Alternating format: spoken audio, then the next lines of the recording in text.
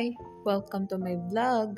Ang i-discuss natin today is Enfamil A+ versus S26 Gold na pang 0 to 6 months old.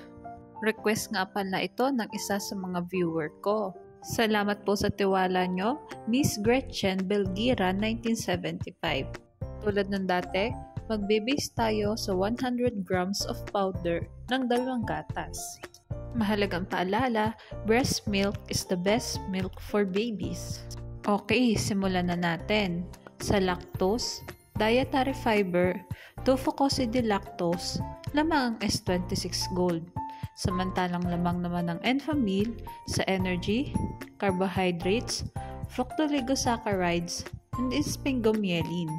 Ngunit ang S26 ay walang naka-indicate na sucrose at wala itong fructoligosaccharides.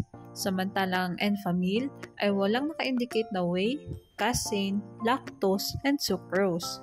Sa fat, pantay lang ang 2 gatas. Ngunit sa linoleic acid, linolenic acid, arachidonic acid, DHA, and phospholipids lamang ang Enfamil.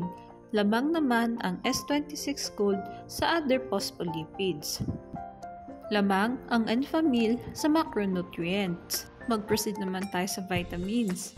Sa vitamin A, carotenes, vitamin D, vitamin K, vitamin B1, vitamin B6, and vitamin B12 lamang ang S26 Gold. Samantalang lamang naman ng Enfamil sa vitamin E and vitamin B2.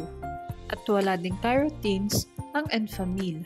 Sa niacin, folic acid, and pantothenic acid lamang ang S26 Gold, samantalang lamang naman ang Enfamil sa biotin and vitamin C. Lamang ang S26 Gold sa vitamins.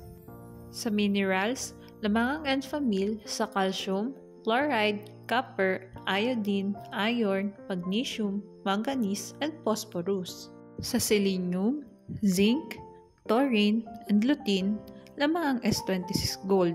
Samantalang lamang naman ng Enfamil sa potassium, sodium, L-carnitine, choline, inositol, ngunit wala itong lutein.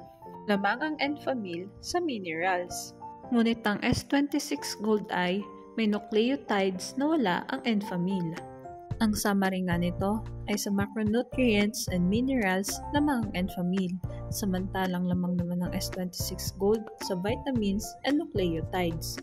I-discuss naman natin ang sa scoop.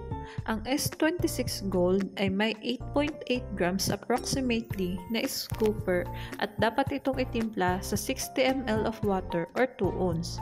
Samantalang ang Enfamil ay may 4.4 gram approximately na pwedeng itimpla sa 30 ml of water.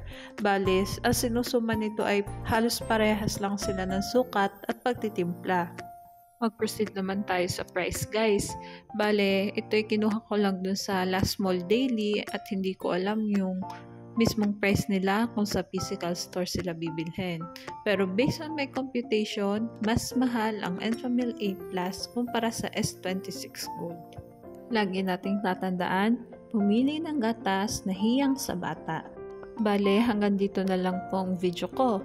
Thanks for watching. Please like and subscribe for more videos.